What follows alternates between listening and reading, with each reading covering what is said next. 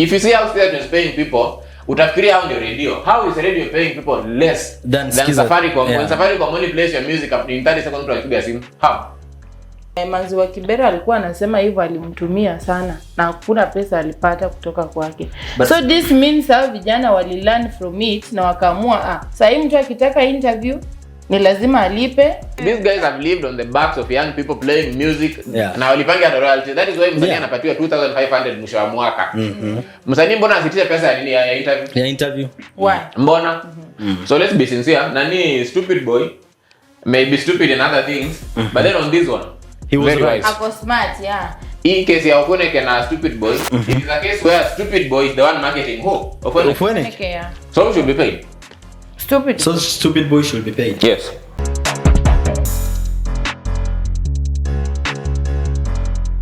Of course, this is Speaker's Corner podcast right here on Culture Hub TV. Na kama kawaida, the set is complete, of course. We have our lady over here looking beautiful.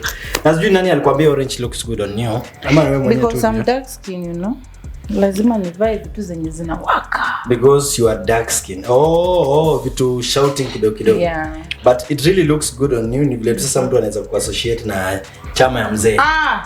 Watu wanaweza fikiria wewe ni brand ambassador wa ODM. ODM. Na unajua ni mtu ya ni ile upande mwingine. Ni mtu ya government. Anyway, guys, today we are here for some tea. A very amazing tea. Hii leo ni kama sijui sukari imepita ama sijui ni majani ya tangawizi. Ni Nescafe. Leo ni kubaya. Stoopid Bwoy amechachisha vibaya sana. Ama sijui tuseme ni Ofweneke amechachisha. Unajua kumekuwa na hii fracas vibaya sana and I'm glad jana pia nani Ofweneke I'll have a chance for one at the band and I really enjoyed the comments that they gave towards issue ya nini ya Stoopid Bwoy. For those of you who doesn't understand ama who don't understand whatever we're going to talk about ni kumekuwa na issue nadhani Ofweneke alita Stoopid Bwoy yule ameimba J-Bag na Jack, si tuko J-Bag na Jack. Yani ni Stoopid Bwoy amekula pilipili ama sijui ni Ofweneke ndiye amekula pilipili. Wote na nadhani mmoja amefanya ya mwingine kiescalate. So Ofweneke alita Stoopid Bwoy show wapige interview na nini. Ofweneke anasema alikuwa willing kupeana fare ya to and fro. But again last minute boys akakataa akamwambia you know what I need some payment. Siwezi kuja tu hapo na nini maybe nahitaji allowance because again time squeeze is of essence atupeane muda bure. So but again nani hajaichukulia poa? Ofweneke hajachukulia poa and I'm sure umeona hiyo kitu. Kuniita kabla sijatoa hiyo ngoma ya Jiba Gajat. Interview bila do iwezi. Hiyo inaruka. Is it okay? Is it okay for artists to ask for money ama compensation in return for the interviews? Yeah, it's okay for an artist to ask for money because we artist ndiye afike penye amefika hapo pia amegaramika. Na kama sio mtu wa maana sana kuletwa kwa set, hiyo inamaanisha Ofweneke angeenda atafute tu mtu yote alete kwa set. Kwa sababu gani alienda kwake? Juu anajua huyu mtu ako na kitu ya maana yenye anahitaji. Sasa yeye pia akitaka kitu yake ya maana ni lazima tu angepewa Sasa mimi naona it's okay. Nabali. Wasalo unavyo alipe. I don't think the answer to that question is a yes or no. Okay. It's a yes. No, I think iko pia circumstantial. In that kama you're doing the interview for traditional media, for instance, kama ni TV peke yake. TV usually inafai count kama news or something, a part of reporting, sindio? If we were charging politicians to get their news, then natunga iko na news. True. But we are aware that Ofweneke walikuwa weke to YouTube and other social media and everywhere else, which means they're not just reporting for the people. The idea media size ni kupata views and the pesa ya marketing. Si hata kuweka kwa TV or anything kama wakati ya KBC. That's what I'm saying. It's not a simple yes or no answer. It depends who is looking for who. In this case, Stoopid Bwoy amekuwa na some stupid song recently at the name suggests hiyo J-Bag na Jack. Ni kakati stupid song. Na ime trend. Msanii mwenye anaitwa Stoopid. Hata huo umedance. Msanii mwenye anaitwa Stoopid Boy. But umesema song ni stupid. Lakini ngoma ni kali. I know song ni kali. It doesn't mean it's stupid. Si tuko Jibag na Ija kwa kapiga remix na Meja ndio ikaua vibaya sana. Ngoma ikasonga. I still feel like bado alikuwa anafanya liko tu anyway.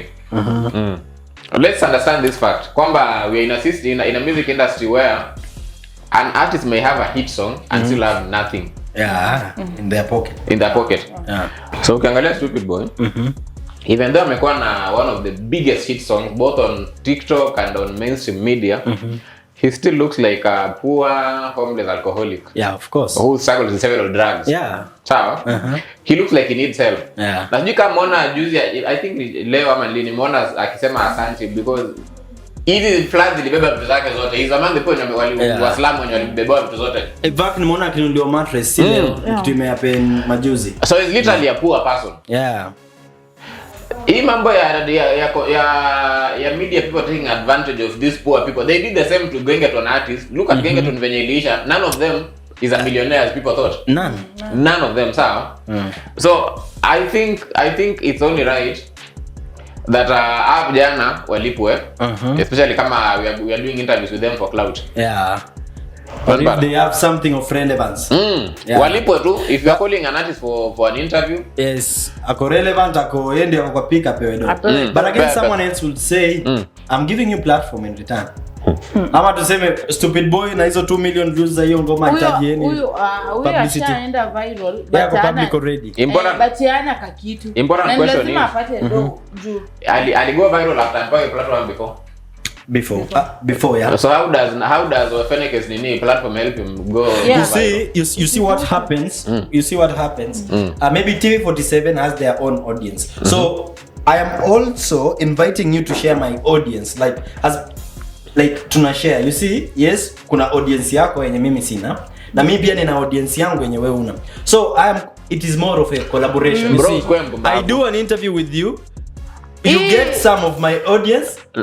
And at the same time kuna napata pia audience yako. Kuna comment hapo niliona mtu amesema huyu boy inafaa lipwe kwa sababu Ofweneke is not helping him to get the views. The boy has 2 million views. The song iko 2 million Jibag na Jack. Na Ofweneke ako na 155 views. So subs ama what? Views kwa content yake specific. Sasa hiyo content ungefuatilia. That means mimi kwa upande wangu hata mimi sioni Ofweneke angemsaidia atina views ama angemsaidia. No, you see sometimes branding, just like we say, branding normally is all about perception. And that includes the people you interact, the circle you are in. You see sometimes mimi naweza nikakosa kukupatia value in terms of views na nini, but nikakupatia value of how people wanakuperceive. You see sometimes nadhani pia you need to associate with some people for you to get some other deals. And I'll tell you this. Usikue mpumbavu. Okay. You may fire me after this, but then ukweli nafaa yambi. Tuseme na nilisema na kuzima we accept positive critics. No, this one is not positive. I will zima him. This one goes to the limitation of your reasoning about that. It's okay. But, okay. It's your opinion. We live in a social media controlled world. Now you are aware that even the mainstream media at the limitation of my thinking. Now even the mainstream media venye iko hivyo huwa inaenda inaangalia social media nini iko, and then they work from that. It's not like the other time when what happened on TV ndio inaenda sasa inakimbia Facebook. Zile hizi za KTN KBC sana lazima uende interview huko. I don't even remember when the last time I watched TV. Mimi TV yangu iliungua sijui Januari. Na mimi nilikuwa na vitu mingi ya kufanya, nilikuwa na wifi na nilikuwa na simu. Na ngoja tu watangazie watu wawaste your time yao 4 hours ya kuona TV, and how to do that, then I go to my phone and I start checking kwa website ya TV na wapi. I'll get everything. So mimi pia najua hiyo interview happen ya Ofweneke, but guess through where? TikTok. So as a matter of fact, I even argue that by kijana kutoenda hiyo interview, it even did him more good than if he would have gone. Because by not going, he created a brand of someone who should not be effed with. Yeah, true. Sawa? True. But then again, as I said, your reasoning wasn't that bad, but ilikuwa na limitation. Yeah. On the other hand, Stoopid Bwoy pia anahitaji kuwa branded, anahitaji a good management team. Mambo ya yeye kufanya vitu, unajua sasa manager wake akiwa Madocho. Bana. Madocho looks like a drug dealer from wanatoka slum gani? Ametoka Mkuru kwa nje. No, not Mkuru. Not Mkuru. Madocho, okay, nadhani pia by the time wanakuja alikuwa branded kama msisi. Ni watu wa Islando lakini. Ni Islando. Ni kama uko tu Dono mmoja huko. Nadhani tu ni hizo sites. Not sure ni mmoja. Now I'm certain no moja. Because nakumbuka kwa na scandal na kina Eve Mungai by then na ilikuwa huko hivyo Dono mmoja. But remember scandals zao mingi zilitokea from the fact that hawa watu walikuwa wanatumia even Eve Mungai is one product of young people wenye wametumika wote and none of them made it apart from her. Yeah, sure. Eve Mungai ile ride on Genge on artists. Where are they now? Nowhere. And we Mungai jibrani mwenyewe sasa is doing things with other people. Yeah. Sawa. Even there is a time Manzi wa Kibera alikuwa anasema hivyo alimtumia sana na hakuna pesa alipata kutoka kwake.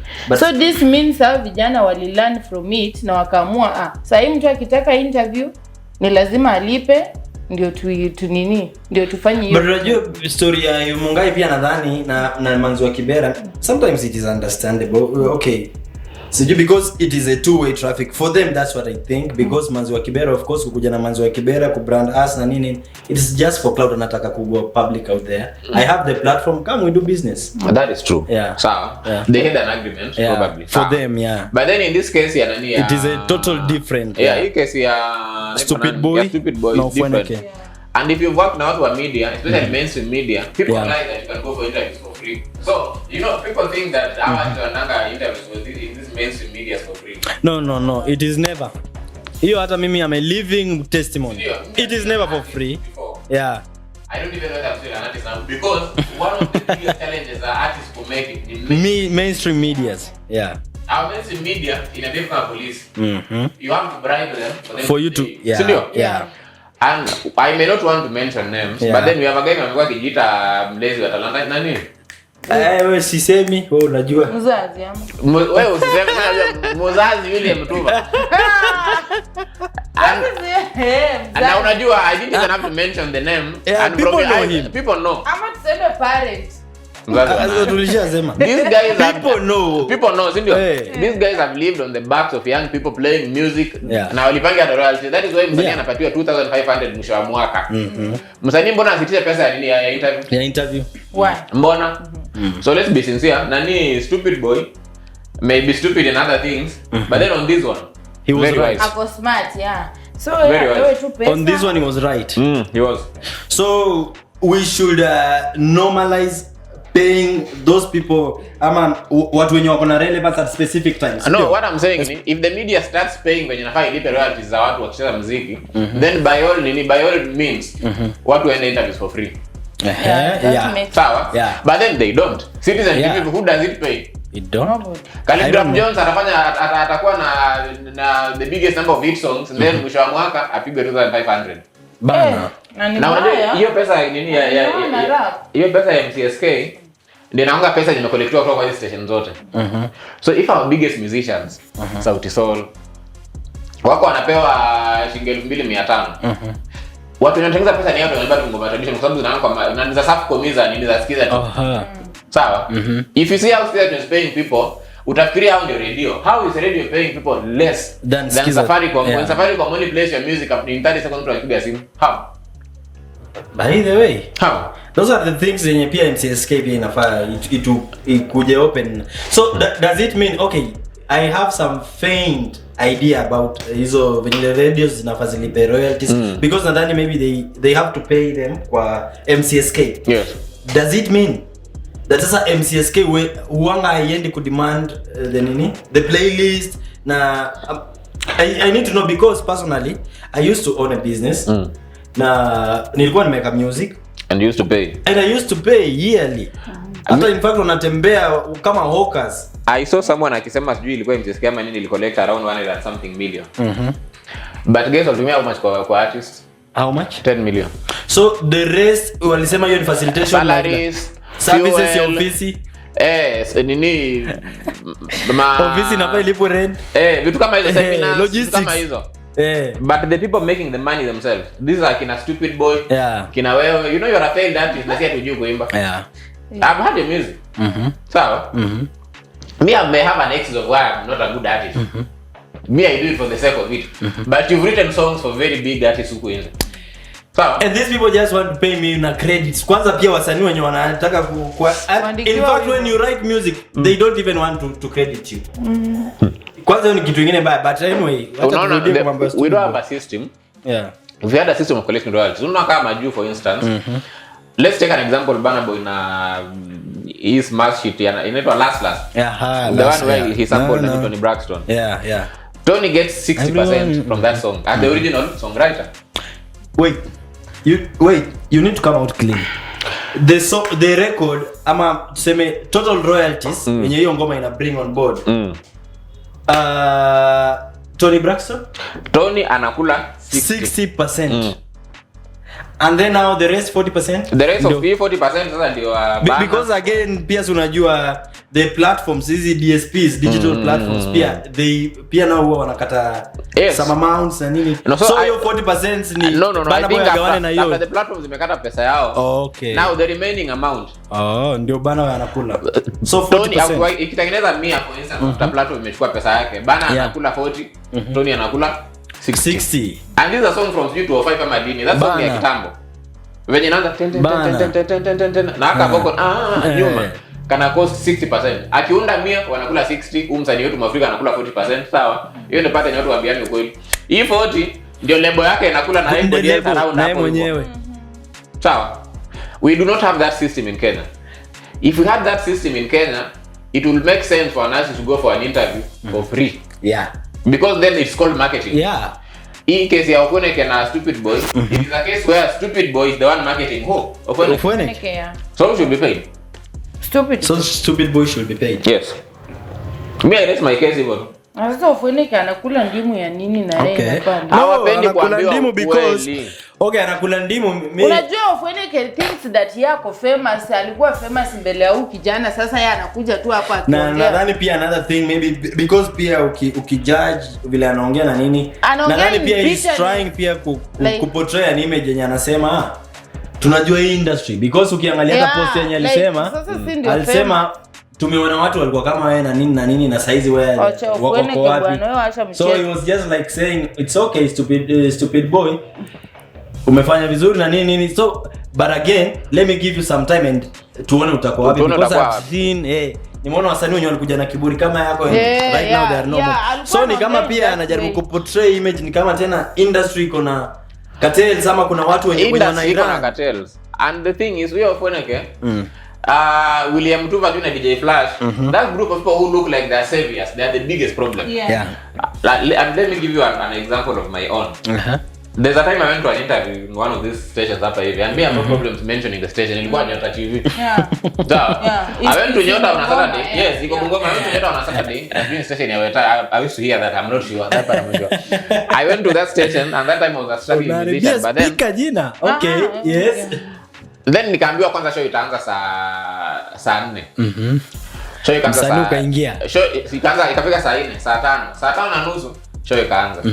Then an artist comes and tunaandika majina wapi. Me I had one condition. I will only come for the show if I'm the only artist mwenye atakuwa the guest on that day. You cannot call me for a show with a group of like 10 other artists. So me I go there, I find like 10 other artists wamefika hapo hivyo.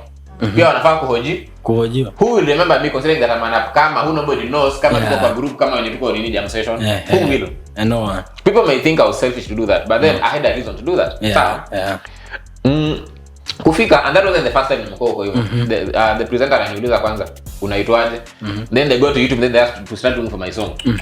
These guys don't even play my song. They're not even sure who I am because they immediately nilitoka. The chain continued. The next person. And you know why we were 10 people? Because each of those people had paid someone up and down. You know the producer, you pay the producer. You know the presenter, you pay the presenter. So siku ya show inafika, there are like 15 guys wenye wamelipa hapo hivyo. Sawa. Now, second example, I go to another radio station, West FM. There was someone called DJ Walter. I had gone there like twice, and each of those times nilienda huko hivyo I had paid. Unafika kwanza utishi pesa leo unapatia kitabu uandike jina ndani. At that point you are supposed to sneak down there like 1,000 or something. The first time nilienda alikuwa hanijui, so I was happy to introduce myself to the audience.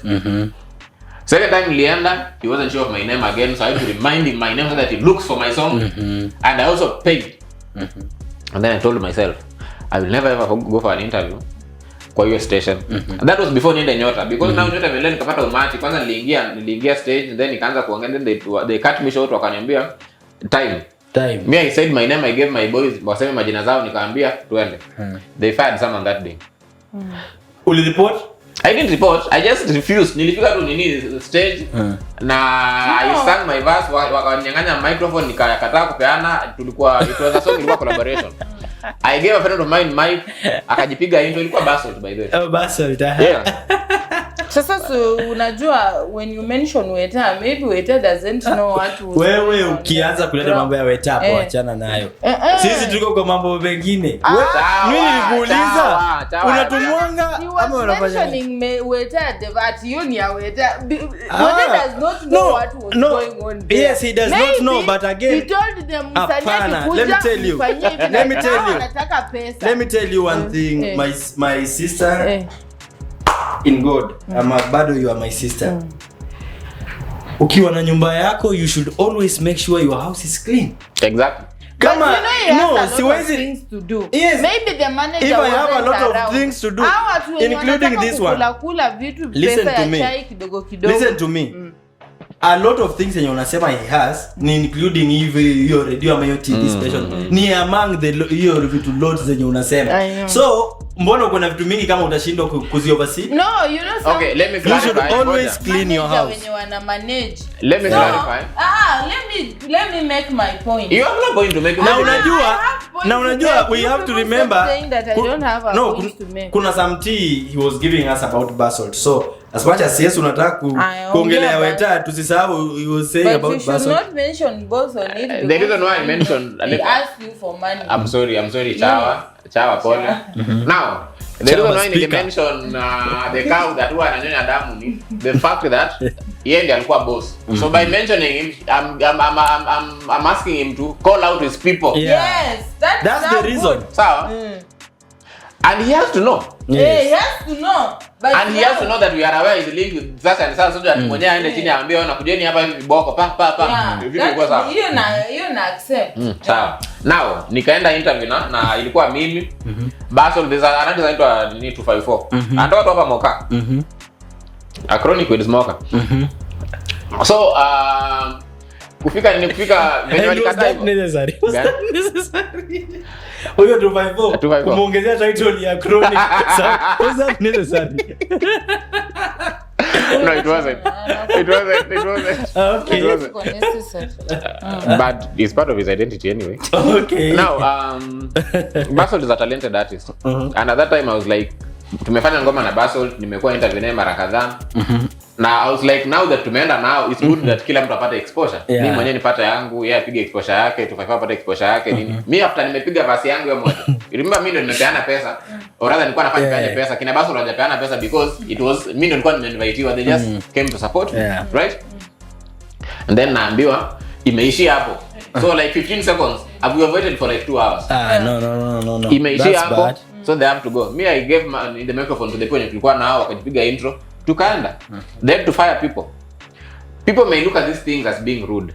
Sawa? Standing on your ground. Wait, hiyo vitu ya they had to fire some people. You're not giving us hiyo hiyo ndio mimi nataka. What happened? Kwa nini walikuwa fired? Did you went and report? Ulienda ukaandika comment? I did not have to report because the producer alikuwa huko ndani anaona what is happening. Sawa? The boss was there. Okay. Alikuwa hapa anaona what is happening. So suddenly show inafaa iende hadi I think 2 hours. Yeah. So you can imagine kama una run show kama tusaidize vitu kwa hapa and then someone just amke angoe microphone aende if the boss is sitting there. No, that's bad. Yeah. Someone will go home. That is what happened. And I did that intentionally, knowing that someone would go home, not because I hate that person, because that person was my friend. Ni huyo Sagide, my mention huyo, Fan Hotel Brown. A good friend of mine, sawa. I didn't go because I hate this person. I went because while makosa haikuwa Sagide mwenyewe, makosa ilikuwa somewhere. Sawa. I had been done wrong. I had rights. I had people when tulikuwa now, we needed a sort of respect. And the way people look at you, the way the media presents you, that's what people think you are. Yeah, true. Sawa. Yeah, they play a major role. And that is why Ofweneke amekuwa anajaribu kupusha narrative about Stoopid Bwoy, so that it looks like he's all he is a poor person on drugs from the slums who will go nowhere. And also who doesn't understand maybe the industry. Yes. And by the way, tukiharakisha tu, there is another thing about Stoopid Bwoy. Sijui kama mme notice. Tumekuwa na hii issue nadhani iliyapenia Simple Boy while back. Do you know Stoopid Bwoy, yes, msema manager wake ni Madocho. You didn't know. I'm not sure ni manager wake, but Madocho ndiye alikuwa. But of course you're Bogi, of course you're Bogi. But nimeona muziki yake imekuwa posted kwa hiyo channel ya Kipawa. Hiyo Kipawa imework na wasanii kadha nadhani inawafanyia ngoma. Na nadhani Kipawa imekuwa inakaa kwa capacity kama hizi institutions zenye zinauza muziki za wasanii, the medium ya kusell music kama Ziki Kipawa nadhani pia imekuwa hivyo. Ngoma ya Stoopid Bwoy imepostiwa kwa official channel ya Kipawa. Hata the original song, even the remix zote zimekuwa Kipawa. And someone was saying, yo, kwa nini sasa basi msifungulie kijana YouTube channel yake? On that, as an artist hata wewe unajua, you have been a songwriter, but then none of the songs you write goes to your channel. Yeah, of course. An artist anakuwa na contract that give them their own channel. Yes. Artist pia anakuwa na contract yenye ina limit from that. That doesn't mean that this artist cannot make a channel of their own. Yes. It just depends. What kind of agreement does Stoopid Bwoy have? Yeah, with those guys. Yes. Kipawa may own the song. Maybe because Kipawa ilikuwa already na subscribership watu wakuwa wengi. But inaweza kuwa pesa yote Stoopid Bwoy anachukua. Kama nusu. Inaweza kuwa. No, inaweza kuwa yote because there's a song I did na Chofri. Chances are. What happened ni he uploaded the song, but then mimi ndo nili publish the song. So that hata aki-upload utaona tu hapo chini, my name was there as the original singer of the song. The same way utafanya ngoma then a DJ does a mix of the song, then you still get paid. Sure. So speaking of branding, that has nothing to do with Kipawa, or rather it could have something to do with Kipawa, but then what should matter ni, are they really supporting him as an artist in other ways more than just posting the song? Okay, it is just a concern, and I'm glad you have tried to bring that out. But again, it could just be a concern to some other people because they might be thinking ownership of a channel ni vizuri sana, especially now that the song will blow out na nini, so they were just thinking maybe kama ngoma iko kwa channel yake kuna community anaendelea kui grow, because again nadhani you will always that building a YouTube channel from scratch is very hard, especially kupata the numbers and everything. But remember, in music kuna the producer of the song, but then there is another important person to executive producer. In a movie the executive producer puts a lot of resources in projects, funds, everything. For instance, what we are doing here, me I also have a channel, I have 2 channels. But then I come here several times in a week. Do I post everything we do here? No. I don't even post. Because one thing I know I do not exactly produce this. I'm probably an independent contractor here. After a while, I may decide to take my content to my own channel. That doesn't mean that I'm not growing as a brand by just being here. The fact that niko hapa hivi, the mic is paid for, I'm taking a drink bought by whoever is doing nani, but things are running. Kumbuka tusiende mbali sana, you know Matata 24. An artist from Bungoma recently had an issue na label yake. They took the channel, they took social media accounts zake, even Simple. Hata Facebook ikabaki nothing. Simple Boy pia channel ilikuwa yake na jina yake. They still took it. Regardless of the name you see kwa YouTube, if an artist is signed, those things you see hardly belong to them. The contracts artists sign give their management, some of the executive producers rights to control them, not just control those things, even their to name. Collect, of course. Even their name. Sawa. So about your mambo ya jina ya channel, it shouldn't be an issue. In fact, Stoopid bana pako kama pose. Afanye tu content yake. Afanye tu. So focus tu na brand yake sio.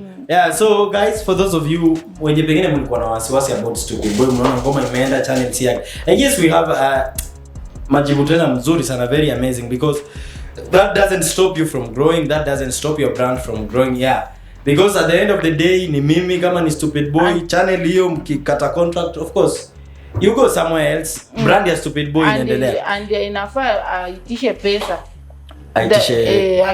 wakitaka interview aitishe pesa ya kulia hapo. Wewe unasisitiza hiyo? Yes, unasisitiza anything should not stop him. Mimi I think anafaa tafute management. Madocho cannot be his manager. You cannot have the name jamaa wako Ambogi, but we don't have the fact that Madocho ndio manager wake. But there's something we know.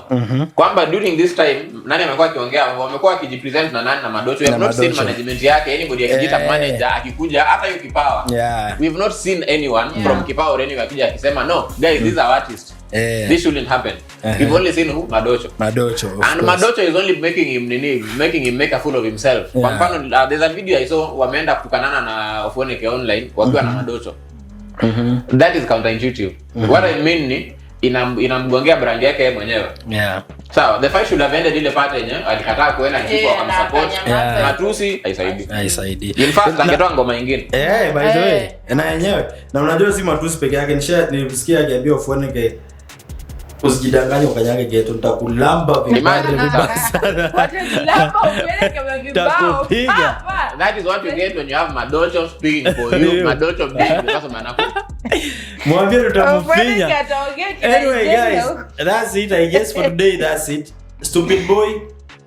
Napenda hivyo because again, it's very good to be put boundaries so that people pia wasi blanda na nini brand yako, because at the same time creating a brand au kukuja na hit song ni ngumu. So guys, yeah, that's it. Of course, I am your host presenter Dante alongside Nabali, my co-host, na of course Black Doll herself, very amazing beauty, Enchante. Goodbye.